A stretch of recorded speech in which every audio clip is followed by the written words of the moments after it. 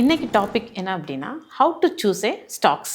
நீங்களே அனலைஸ் பண்ணலாம். ஏன்னா இன்னொருத்தவங்க டிபெண்ட் பண்ணி ப்ரோக்கரேஜ் கம்பெனிஸில் கால்ஸ் அது வாங்குறதுக்கு நீங்கள் லேர்ன் பண்ணிக்கிறீங்க. லேர்ன் பண்ணிட்டு சூஸ் பண்ணலாம் ஸ்டாக். ரொம்ப சிம்பிள் தான். ஏன்னா அப்படின்னா நான் இங்கே ஒரு 5 பேராமீட்டர்ஸ் உங்களுக்கு நான் சொல்கிறேன் எப்படி வந்து ஸ்டாக்ஸை சூஸ் பண்ணுறது அப்படின்னு. கம்பெனியோட ஸ்டாக்ஸ் எப்படி சூஸ் பண்ணுவோம்? ஃபர்ஸ்ட் அந்த கம்பெனியை பார்க்கும்போது நம்ம என்ன நினைப்போம் அப்படின்னா அந்த கம்பெனி ப்ரீவியஸ் இயர்ஸில் ஃபினான்ஷியலாக எவ்வளோ ஸ்ட்ராங்காக இருக்காங்க, அவங்களோட குவார்டர்லி ரிசல்ட் எல்லாம் வரும் இல்லையா, அந்த result every 3 months once release பண்ணும்போது அது ப்ராஃபிட்டில் இருக்காங்களா, லாஸ்ல இருக்காங்களா, அதே மாதிரி ஃபியூச்சர்ல அவங்க வந்து எவ்வளோ சேவ் பண்ணி வச்சிருக்காங்க, ஃபியூச்சர் என்ன மாதிரி டெக்னாலஜில யூஸ் பண்றாங்க, இது எல்லாமே நீங்க வந்து பார்க்கலாம். ஒரு கம்பெனியோட ஸ்டாக்ஸ் எடுத்துக்கிறங்க, நீங்க அதில் இன்வெஸ்ட் பண்ண முன்னாடி ஃபர்ஸ்ட் அதை என்ன பார்க்கலாம், ஏர்னிங்ஸ் பர் ஷேர் நம்மளுக்கு ரொம்ப முக்கியம் இல்லையா, அதுதான் வந்து இபிஎஸ் அப்படின்னு நம்ம சொல்றோம். தட் மீன்ஸ் ஒரு ஷேருக்கு கிடைக்கக்கூடிய அந்த ஏர்னிங்ஸ் எவ்வளோ அப்படின்னு. நம்ம ஒரு 100 ரூபா போட்டு ஒரு இடத்துல இன்வெஸ்ட் பண்றோம் அப்படின்னா அதுக்கு நம்மளுக்கு ஒரு 110 ரூபா அப்படி கிடைச்சிச்சு அப்படின்னா அது ப்ராஃபிட் தானே. அதை விட்டுட்டு நம்மளுக்கு அதில் கீழே 90 rupees அப்படி கிடைக்குது அப்படின்னா அது லாஸ். ஸோ அப்போ ஒரு கம்பெனி வந்து நீங்க பார்க்கும்போது அதோட ஏர்னிங்ஸ் பர் ஷேர், ஒரு ஷேருக்கு எவ்வளோ ஏர்னிங்ஸ் கொடுக்குது அப்படின்றது நீங்க ஆனுவல்லி அதை நீங்க பார்க்கணும். இபிஎஸ்